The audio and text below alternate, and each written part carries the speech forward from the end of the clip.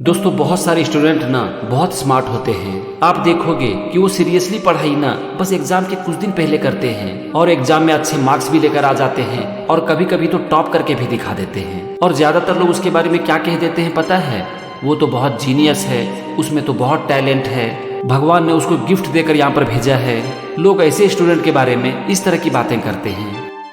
वहीं बहुत सारे ऐसे स्टूडेंट भी होते हैं जो कि सालों भर पढ़ाई करते हैं लेकिन बावजूद इसके वो बहुत अच्छा नहीं कर पाते हैं। और लोग ऐसे स्टूडेंट के बारे में भी बोलना शुरू कर देते हैं। वो कहने लगते हैं कि नहीं, ये बच्चा उतना पढ़ाई में तेज नहीं है। घर और बाहर दोनों जगह ऐसे बच्चे की तुलना होने लगती है और फाइनली ना ऐसे बच्चे के दिमाग में भी घुस जाता है कि हाँ, मैं पढ़ाई में तेज हूँ या फिर पढ़ाई में तेज नहीं हूँ। लेकिन अगर आप दोनों बच्चे की पढ़ाई करने का तरीका देखोगे ना तो आपको समझ में आ जाएगा कि ये कोई टैलेंट, जीनियस या फिर सुपर नेचुरल पावर नहीं है। इसका सिर्फ एक कारण है और वो है दोनों का पढ़ाई करने का तरीका। अगर आप दोनों बच्चे से मिलोगे, दोनों से बात करोगे, दोनों का पढ़ाई करने का तरीका देखोगे ना तो आपको साफ फर्क पता चल जाएगा। आपको ये पता चल जाएगा कि एक करते हैं हार्ड वर्क जबकि दूसरा करते हैं स्मार्ट वर्क। अब आप ज्यादा डेफिनेशन में मत फंसो कि हार्ड वर्क क्या होता है, स्मार्ट वर्क क्या होता है और दोनों में कौन सा अच्छा है। आप सीधा सीधा ये समझ लो कि आपको मेहनत तो करनी ही पड़ेगी, यानी कि आपको हार्ड वर्क तो करना ही है लेकिन स्मार्ट तरीके से करना पड़ेगा। तो आज की इस वीडियो में मैं आपको 6 तरीके बताऊंगा जिससे कि आपको भी ना कम टाइम में ज्यादा अच्छा रिजल्ट मिले। क्योंकि आप बिना कुछ प्लानिंग के सिर्फ हार्ड वर्क करते रहोगे ना तो कुछ रिजल्ट मिलने वाला नहीं है। अंत में सफलता उसी को मिलेगी जो कि हार्ड वर्क के साथ साथ स्मार्ट वर्क करते हैं। तो चलो सारे पॉइंट को एक एक करके डिस्कस करते हैं। नंबर 1 है स्टडी टाइम, मतलब कि पढ़ाई करने का समय। देखो, मैं हमेशा ये कहता हूँ कि क्वांटिटी से ज्यादा इंपॉर्टेंट है क्वालिटी। आप 5 मिनट पढ़ाई करो, 10 मिनट, आधा घंटा, लेकिन मन से करो। आज ज्यादातर स्टूडेंट 1 घंटा 2 घंटा पढ़ाई करने के लिए बैठ जाते हैं, लेकिन अगर आप ध्यान से देखोगे ना तो आपको पता चल जाएगा कि 1 घंटे में 1 घंटे की पढ़ाई नहीं हुई है। उस 1 घंटे में कभी मम्मी ने बुला लिया तो कभी पापा ने, कभी भाई बहन सामने आकर बैठ गए तो कभी दोस्त का फोन आ गया, कभी मोबाइल पर एक नोटिफिकेशन आ गया तो कभी दिमाग कहीं भटक गया।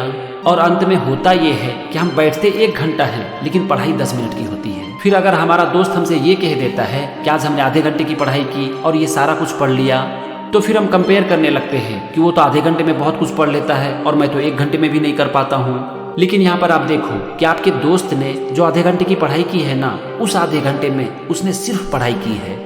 लेकिन आप पढ़ाई करने के लिए तो 1 घंटा बैठे हो लेकिन आपने सिर्फ 10 मिनट की पढ़ाई की है। अब यहाँ पर एक क्वेश्चन आपके मन में आता होगा कि कौन सा टाइम है पढ़ाई करने का सबसे अच्छा टाइम। वैसे मैं मानता हूँ कि अर्ली मॉर्निंग का जो टाइम है ना वो सबसे अच्छा टाइम होता है पढ़ाई करने का। खास करके वो टाइम जब घर के सारे लोग सोए हों और डिस्ट्रैक्शन बिल्कुल नहीं हो। लेकिन ये आपके ऊपर डिपेंड करता है और आपके घर की सिचुएशन के ऊपर। हो सकता है आपको यहाँ पर लगे कि अर्ली मॉर्निंग में उठना बहुत डिफिकल्ट होता है। तो फ्रेंड्स, अगर आपके सपनों में जान होगी ना तो इस दुनिया की कोई भी ताकत आपको रोक नहीं पाएगी। फिर ये सवेरे उठना किस खेत की मूली है। हाँ, कुछ दिन आपको प्रॉब्लम होगा और आप भी ये मत सोचो कि मुझे सिर्फ मॉर्निंग में ही पढ़ाई करनी है। अर्ली मॉर्निंग में आप आधे घंटे से शुरू करो। अचानक से खुद के ऊपर ज्यादा प्रेशर मत डालो। इसकी शुरुआत आधे घंटे से या फिर 10 से 15 मिनट से करो। फिर जब आपको लगेगा कि हाँ, इस टाइम में अच्छा पढ़ाई हो रहा है तो धीरे धीरे आप देखोगे कि कुछ प्रैक्टिस के साथ आप ऑटोमेटिक सवेरे उठ जाओगे। लेकिन हाँ, ये जरूरी नहीं है कि आप सवेरे ही पढ़ो। मैं यहाँ पर आपसे सिर्फ इतना सा कहना चाहता हूँ कि आप एक ऐसा टाइम चुनो जिस समय ना तो मम्मी बुलाए और ना ही पापा, ना तो भाई बहन सामने आकर बैठ जाए और ना ही दोस्त का फोन। कहने का मतलब है कि उस समय नील डिस्ट्रैक्शन होना चाहिए। तो आप भी अपने घर की सिचुएशन देखो और ये देखने की कोशिश करो कि ऐसा कौन सा टाइम है जिस समय कि आप कम से कम आधा घंटा बिना किसी डिस्ट्रैक्शन के पढ़ाई कर सको। उसके बाद धीरे धीरे उसी टाइम में ज्यादा स्टडी करने की कोशिश करो। क्योंकि आप कितना घंटा पढ़ाई करने के लिए बैठते हो इससे कोई फर्क नहीं पड़ता। फर्क तो इस बात से पड़ेगा कि आप बिना किसी डिस्ट्रैक्शन के एक्चुअल में कितना घंटा पढ़ाई करते हो। आते हैं दूसरे पॉइंट पर और वो है क्लियर एंड डिफाइंड गोल। मतलब ना आपको ये पूरी तरह से क्लियर होनी चाहिए कि आपको क्या चाहिए। एक्चुअली ये वीडियो ना मैं स्टूडेंट को ध्यान में रखते हुए बना रहा हूँ, इसीलिए मैं हर जगह पढ़ाई का ही एग्जाम्पल दूंगा। वैसे आप इसे कहीं पर भी अप्लाई कर सकते हो।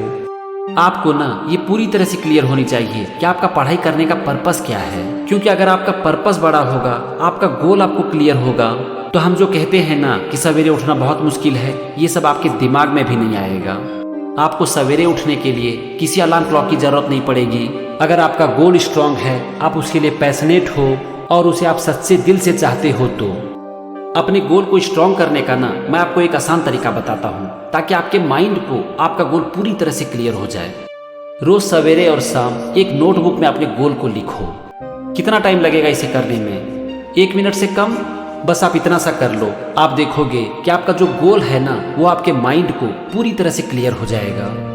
तो कम समय में अगर ज़्यादा पढ़ाई करनी है ना, तो सबसे पहले अपने गोल को क्लियर करो और अपना स्टडी टाइम चूज करो जिस समय डिस्ट्रैक्शन बिल्कुल नहीं हो। ये 2 पॉइंट हुआ कि आपने अपना गोल फिक्स कर लिया जो कि आपको पूरी तरह से क्लियर है, आप उसके लिए पैशनेट भी हो और आप उसे सच्चे दिल से भी चाहते हो, और स्टडी टाइम भी फिक्स कर लिया जिस समय की कोई डिस्ट्रैक्शन नहीं हो। अब आते हैं तीसरे पॉइंट पर, और वो है use Pomodoro technique for study. आपको पता है कि पोमोडोरो टेक्निक क्या है? आपको मैं इसे बहुत ही आसान भाषा में समझाता हूँ। पोमोडोरो टेक्निक में ना हम एक टाइम को फिक्स करते हैं अपने काम के लिए और ब्रेक के लिए। देखो, हमें डिस्ट्रैक्शन क्यों होता है पता है? क्योंकि डिस्ट्रैक्शन का ना कोई टाइम हम फिक्स नहीं करते हैं। मान लेते हैं कि बार बार हमारा ध्यान मोबाइल फोन के ऊपर जाता है और हम पढ़ाई से डिस्ट्रैक्ट हो जाते हैं, तो मोबाइल फोन यूज करने का ना एक टाइम फिक्स कर दो।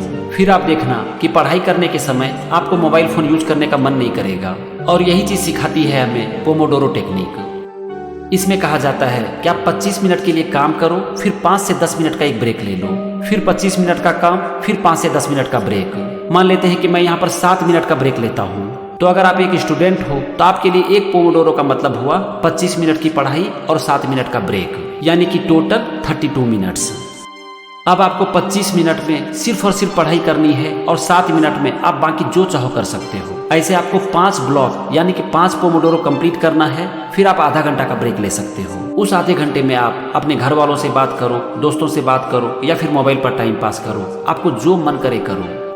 पोमोडोरो को यूज करने के लिए ना मैंने एक वीडियो भी बनाया है, ये रहा आई बटन में लिंक, और मैंने डिस्क्रिप्शन बॉक्स में भी इसका लिंक डाल दिया है। जब आप पढ़ाई करने के लिए बैठते हो तो बस इस वीडियो को चला दो।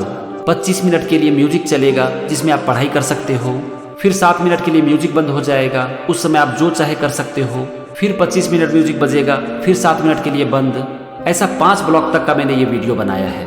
आप अगर चाहो तो पढ़ाई के समय इसका यूज कर सकते हो। चलो अब आगे बढ़ते हैं और देखते हैं अगला पॉइंट। नेक्स्ट पॉइंट है स्मार्ट वर्क। ये इस वीडियो का सबसे इंपॉर्टेंट पॉइंट है, इसीलिए इसे थोड़ा ध्यान से सुनना। देखो, आप कितना भी हार्ड वर्क कर लो, लेकिन जब तक आप हार्ड वर्क स्मार्ट वे में नहीं करोगे ना, तब तक कुछ नहीं होगा। क्योंकि वीडियो के शुरू में जैसा मैंने कहा कि क्वांटिटी से ज्यादा इंपॉर्टेंट है क्वालिटी स्टडी, और क्वालिटी स्टडी तभी होगी जब आप स्मार्ट वर्क करोगे। आज ज्यादातर स्टूडेंट गलती क्या करते हैं पता है? वो एक चैप्टर को पढ़ते हैं, फिर 2 महीने के लिए छोड़ देते हैं, फिर 2 महीने बाद वो पूरी तरह से उसे भूल जाते हैं और उसे फिर से पूरा चैप्टर पढ़ना पड़ता है। लेकिन जो स्मार्ट स्टूडेंट होते हैं ना, वो अंडरलाइन कर देते हैं, नोट बना लेते हैं, टिक कर देते हैं, और मोस्ट इम्पॉर्टेंट उसे समय समय पर देखते रहते हैं। मैं आपको एक मैथ का एग्जाम्पल देता हूँ। मान लेते हैं कि एक एक्सरसाइज में 50 क्वेश्चन है। आपने 50 का 50 क्वेश्चन को सॉल्व कर लिया, चलो बहुत अच्छी बात है। लेकिन क्या आपने टिक किया कि कौन कौन सा क्वेश्चन डिफिकल्ट है, उसे रिवाइज करना है? क्योंकि आप देखोगे कि किसी भी एक्सरसाइज में ना 60% क्वेश्चन बहुत आसान होता है, उसे तो रिवीजन करने की जरूरत ही नहीं है। बाकी जो 40% क्वेश्चन बच गया उसे आप 2 भाग में डिवाइड कर सकते हो, एक जो आपको थोड़ा डिफिकल्ट लगता है और दूसरा जो आपको बहुत डिफिकल्ट लगता है। अब आप उसके ऊपर टिक लगा दो, जिससे कि आपको पता चल जाए कि कौन थोड़ा डिफिकल्ट है और कौन ज्यादा डिफिकल्ट है। एक बार आपने इसे कर लिया, अब आप छोटा सा टाइम निकालो और टाइम टाइम पर इसे रिवाइज करते रहो। आप क्लास में बैठते हो, छोटा सा ब्रेक होता है, कभी टीचर के आने में देरी हो जाती है, तो बस उस समय रिवाइज कर लो, या घर में जब टाइम मिले तब रिवाइज कर लो। फिर धीरे धीरे उस 40% को भी कम करो। फिर आप देखोगे कि लास्ट में ना 5 से 10 क्वेश्चन बच जाएगा जिसे आपको रिवीजन करने की जरूरत होगी।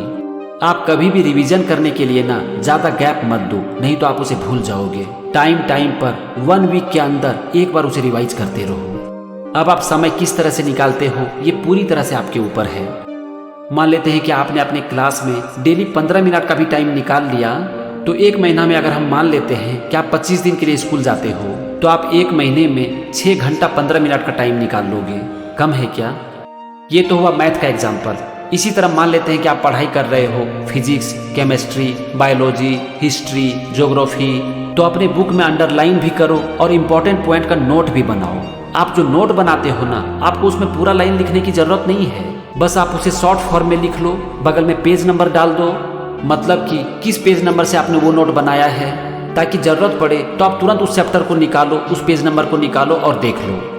अब आपने जो ये नोट बनाया ना, इसे समय समय पर रिवाइज करते रहो। अब यहाँ पर भी आपको जो लगता है कि ये लाइन बहुत अच्छे से हो गया, उसे भी हटा दो। फिर आप देखो कि आपको उस चैप्टर पर कैसे कमांड आता है। और ये रिवीजन करने का भी टाइम ना ऐसा टाइम फिक्स करो जिसे कि दूसरे स्टूडेंट बर्बाद कर देते हैं। जैसे कि जब आप वैन से स्कूल जा रहे हो, क्लास में जब आपको फ्री टाइम मिलता है, कभी आप नोट को पढ़ के रिवीजन कर लो तो कभी अपने माइंड में कर लो। फिर देखो कैसे नहीं होता है आपका प्रिपरेशन। और जब आप इस तरह से पढ़ाई करोगे ना, तो आपको बहुत फ्री टाइम मिलेगा और बहुत कम टाइम में आप ज़्यादा अच्छे से पढ़ाई कर पाओगे। अगला पॉइंट है थॉट डिस्ट्रैक्शन, यानी कि विचारों का डिस्ट्रैक्शन। आप देखोगे कि जब आप पढ़ाई करते हो ना, तो पढ़ाई के अलावा आपके मन में बहुत सारे विचार आते हैं। तो इससे बचने का मैं आपको एक आसान सा तरीका बताता हूँ। आपके मन में जो भी विचार आता है आप उसे आने दो, आप उसे रोकने की कोशिश मत करो, क्योंकि आप उसे नहीं रोक पाओगे। मान लेते हैं कि आपके मन में आ गया कि कोई दूसरा काम करना है, तो जब आप पढ़ाई कर रहे हो तो अपने साइड में एक पेपर रखो और आपको जिस काम के बारे में याद आता है ना, आप उसे लिख लो। और फिर जब आप पोमोडोरो टेक्निक में ब्रेक लोगे ना, तो उस समय इस काम को करो। लेकिन किसी भी हालत में जब आपने एक काम के लिए एक टाइम फिक्स कर लिया, तो उस समय कभी भी दूसरे काम को मत करो। वैसे जब आप पोमोडोरो टेक्निक को लगातार यूज करोगे ना, तो आपका धीरे धीरे ये प्रॉब्लम खत्म हो जाएगा, क्योंकि थॉट जो है ना, वो भी एक तरह का डिस्ट्रैक्शन है। इनफैक्ट ये बहुत बड़ा डिस्ट्रैक्शन है, और ये तभी होता है जब हम अपने काम पर फोकस नहीं करते हैं। लेकिन जब हमारा गोल स्ट्रांग हो जाता है, हम अपने काम के लिए पैशनेट हो जाते हैं, अपने काम को करने के लिए टाइम फिक्स कर देते हैं, उस काम को पूरे फोकस के साथ करते हैं, और मोस्ट इंपॉर्टेंट डिस्ट्रैक्शन के लिए टाइम फिक्स कर देते हैं, तो धीरे धीरे काम के समय ना डिस्ट्रैक्शन खत्म हो जाता है। अब आते हैं आज के लास्ट पॉइंट पर, और वो है डिजिटल वेलबीइंग। वैसे जब आप पहले 5 मेथड को यूज कर लोगे ना, तो शायद इसकी जरूरत नहीं पड़ेगी, लेकिन फिर भी इसे भी कर लो। आप चेक करना अपने मोबाइल फोन को, उसमें सेटिंग के अंदर डिजिटल वेलबीइंग का एक ऑप्शन होता है। उसमें आप देखो कि आप बिना मतलब के किस ऐप को ज्यादा यूज करते हो। फिर अगर आपको लगता है कि मैं बिना मतलब के इस ऐप को ज्यादा यूज करता हूँ, तो आप उस ऐप के लिए लिमिट सेट कर दो। अगर आप बिना मतलब के मोबाइल का बहुत ज्यादा यूज कर रहे हो ना, तो इस मेथड से आप इसे कंट्रोल कर सकते हो। देखो, अगर आप जिंदगी में कुछ करना चाहते हो ना, तो उसके लिए कुछ करना पड़ेगा, थोड़ा पेन लेना पड़ेगा, थोड़ी मेहनत करनी पड़ेगी। फ्री में तो कुछ भी नहीं होगा। मैंने अपने एक्सपीरियंस के आधार पर बहुत रिसर्च करने के बाद ये 6 पॉइंट आपके सामने लेकर आया, लेकिन इसके ऊपर काम तो आपको ही करना पड़ेगा ना। और काम कब होगा पता है? जब आपका गोल स्ट्रांग होगा। और अपने गोल को स्ट्रांग करने का मैंने क्या तरीका बताया था? रोज दिन भर में कम से कम 2 बार उसे पेपर पर लिखना। इसके अलावा और मैंने आपको बताया स्टडी टाइम फिक्स करने के लिए, जबकि कोई डिस्ट्रैक्शन ना हो, पोमोडोरो टेक्निक को यूज करने के लिए, जिसमें आप पढ़ाई करने के लिए टाइम फिक्स कर देते हो, फिर ब्रेक लेते हो। फिर ये भी बताया कि स्मार्ट स्टडी कैसे करते हैं, रिवीजन करना, नोट बनाना, स्कूल में ब्रेक के समय टाइम निकालना।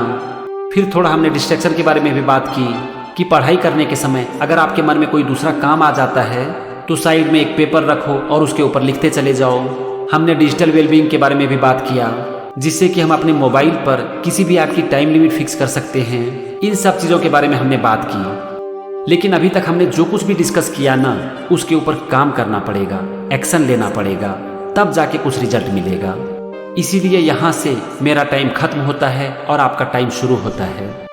फ्रेंड्स, इस बात को याद रखो कि जीनियस, टैलेंट ये सब कुछ नहीं होता। सारा जो खेल है ना, वो है हार्ड वर्क, स्मार्ट तरीके से करने का। तो बस इसके ऊपर काम करो। और अगर आपको इससे कुछ भी लाभ मिलता है ना, या फिर आपको कोई और प्रॉब्लम आता है, तो मुझे कमेंट बॉक्स में ज़रूर बताना, ताकि मैं उसके ऊपर भी कोई वीडियो बना सकूं। तो आज के वीडियो में बस इतना ही। अंत में मैं आपसे सिर्फ एक बात कहना चाहता हूं कि ये दिन फिर कभी नहीं आएगा। ये जो स्टूडेंट लाइफ है ना, ये बहुत ही इंपॉर्टेंट है, क्योंकि आपके जीवन की जो पूरी फाउंडेशन है ना, ये स्टूडेंट लाइफ पर टिकी होती है। तो खूब मेहनत करो, खूब मन लगाकर पढ़ो, अपना, अपने माता पिता और अपने देश का नाम रोशन करो। Thank you and wish you all the best.